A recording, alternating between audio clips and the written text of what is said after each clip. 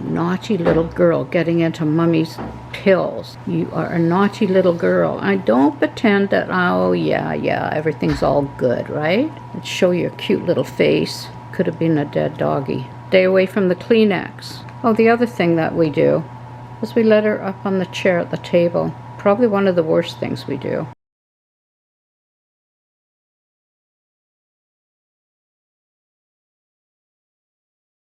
This could have gone so wrong. Everything to do with my puppy was on the line. Talk to you about it today. And I'm also going to talk to you about my hairstyle, which I finally, after a year and a half, got it cut. And I'm going to talk to you also about how not to train your puppy to have a perfect dog. Hi, I'm Denise, and this is Travels in My Chair.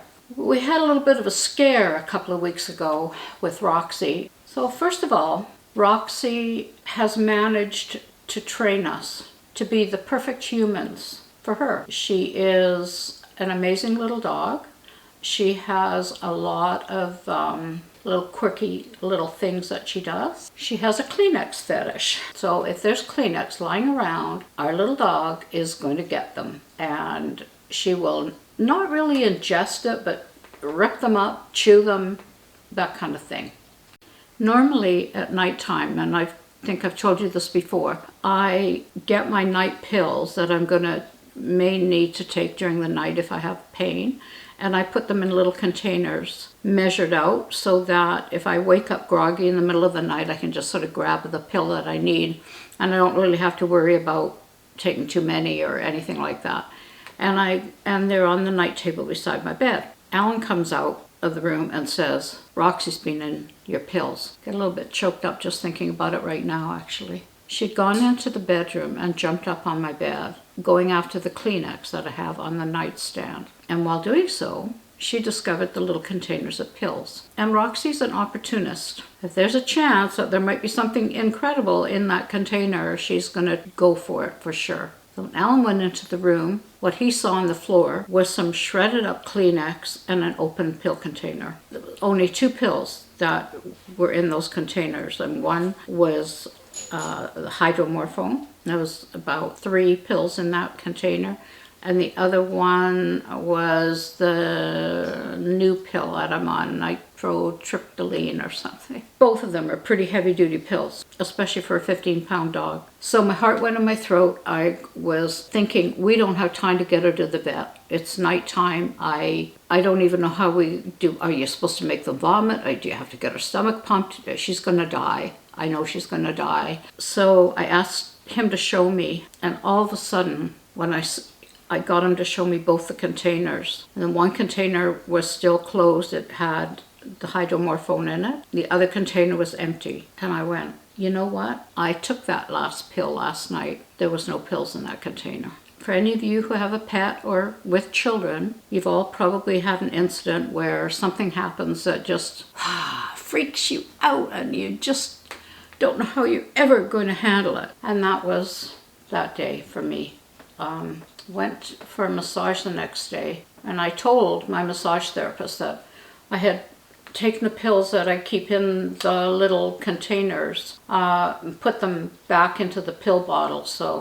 But they were a little awkward to grab in the night I didn't want to knock them off onto the floor because there's another opportune moment for her to grab the pill containers off the floor. And Amanda said, you know, Denise, no, those pill bottles might be child-proof, but they're not dog-proof. Her jaw is going to close on that bottle and crack it, and she'll have access to all the pills. I said, oh my God, I never even thought about that. What am I going to do? Should I put them in a basket? And I thought, no, you know what? She'd probably grab the basket. Amanda said, no, they need to go protected into a metal container of some sort. You know, when your brain goes blank and you go, metal container? I don't know. I have a metal container. Of course, I must, right? But Alan is the husband, like my son, who doesn't throw anything away because you might need this widget, piece of wire, whatever, at some point in your life. And he's always right. Usually we do. And he just quietly went into the bedroom and went into the closet, and he came out with this old metal cash box.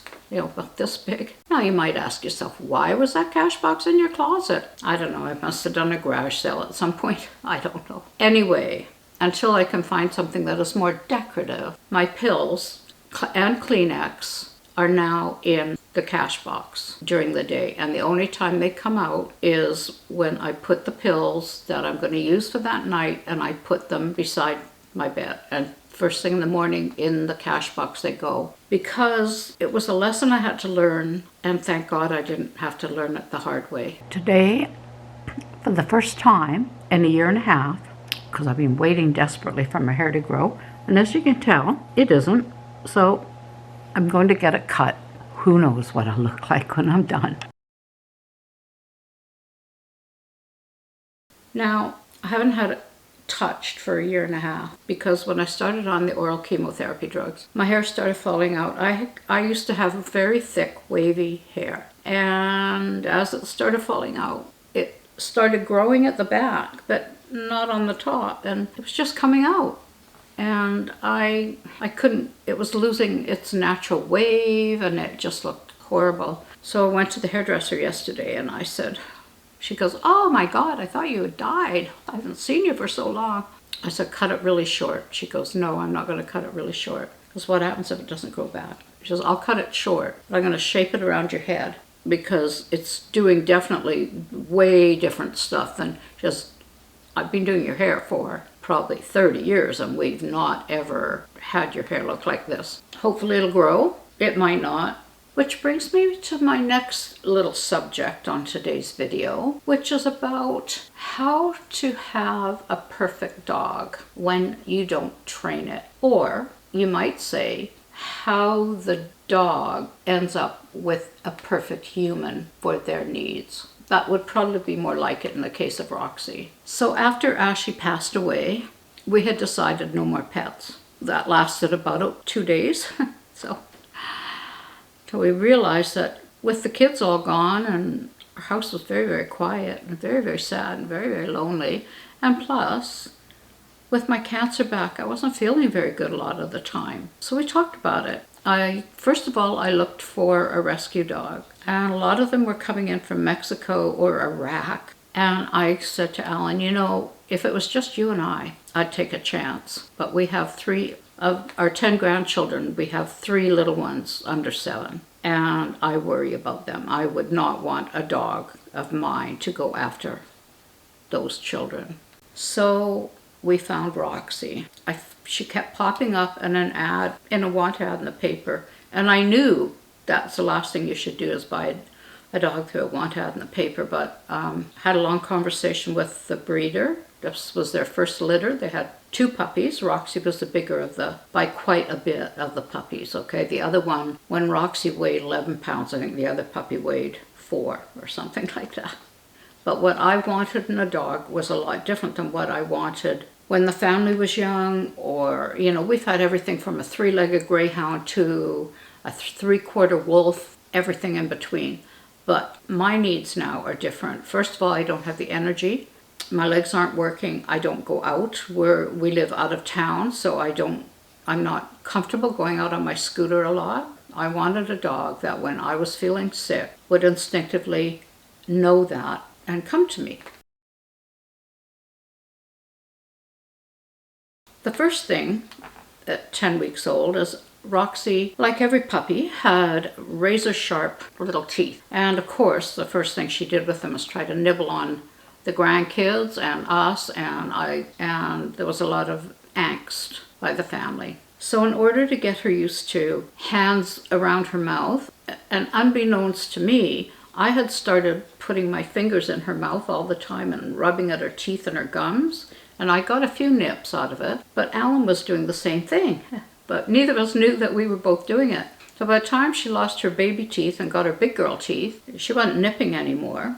She'd outgrown that pretty fast. But what ended up happening is she'll allow me to put my fingers in her mouth and massage her gums and her teeth. So when the vet said, oh, she's beginning to get a little bit of plaque on her one tooth, we got the beef-flavored toothpaste and the toothbrush, and she allows us to brush her teeth. So if you have a puppy, think about playing in their mouth a lot. I know, it's kind of weird, right? We have not trained Roxie to do anything but sit. She fetches her toys and brings them to me. If she's playing ball with the grandkids, she drops a ball at their feet. If she's playing ball with Alan, she drops a ball at his feet. If she's playing ball with me, she knows she has to bring the ball up to me because I can't bend down to get it. And she picked up on that. And she'll tease me. Sometimes, some days, she will go around in circles, holding the ball in her mouth and as if to say, catch me, catch me, catch me.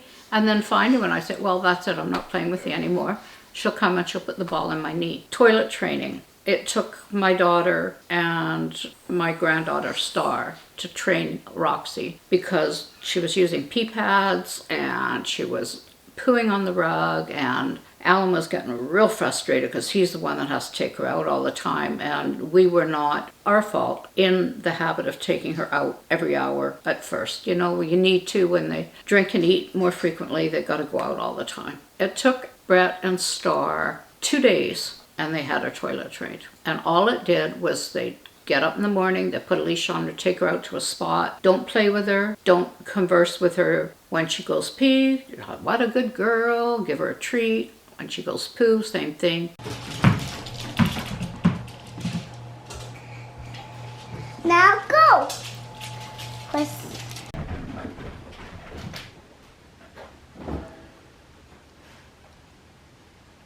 She just had a bath after she dug a big hole in the garden.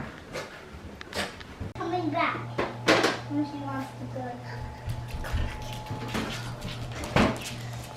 First night we got her home, we put her in her crate, and we put the crate on my wheelchair, and we put the wheelchair beside my bed. And I would put my fingers through the holes of the crate, and she'd start to cry. And I would sing to her. After a few hours, I mean, she settled down. It wasn't that she was crying the whole time. I needed her in bed with me. I mean, that was one of the whole ideas of getting this dog, was I wanted a dog that could sleep with me, that when I was in pain, I could, like a teddy bear, I could hug her, I could touch her, and it would take the anxiety away from me. So that night I said to Helen, I want her out of the crate. I don't want her in the crate. But we also knew that the crate was what we were going to carry her in when she's in the vehicle. So the first night she slept with us. She takes turns between Alan's bed and my bed, and she will sleep wherever I have pain. And if I have pain, she'll bring me her toy Santa, because she thinks that's like my teddy bear. And oh, she must need Santa. I better bring her Santa. She's a comfort at night.